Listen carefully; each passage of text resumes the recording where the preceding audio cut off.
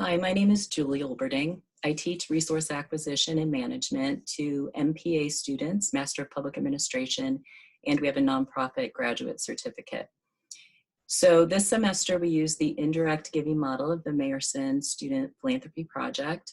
So with this model, we partnered with the Duke Energy Foundation.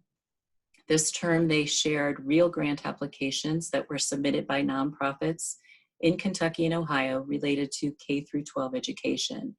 So my students were able to review and evaluate these 27 grant applications using Duke's rubric. And so through this process, they learned a lot about grant making, grant writing, and corporate philanthropy. It was a really great experience. Normally, the announcements would be made. So Duke takes the student feedback in part. They have their own boards and decision-making process.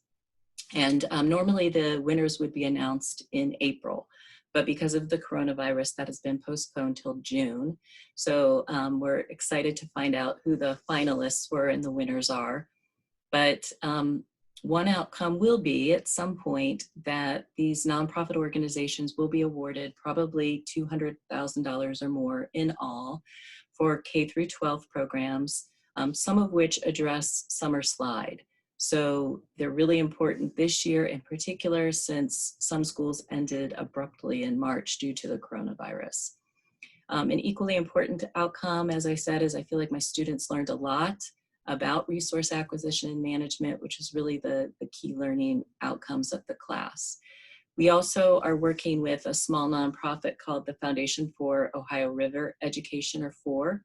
And so the students are developing fundraising strategies and techniques, including online philanthropy, special events, and grant research. And so we will be presenting those to FOR next week in a virtual situation like this. We were supposed to do it face-to-face in class, but of course we're not going to do that. So it's been an interesting semester.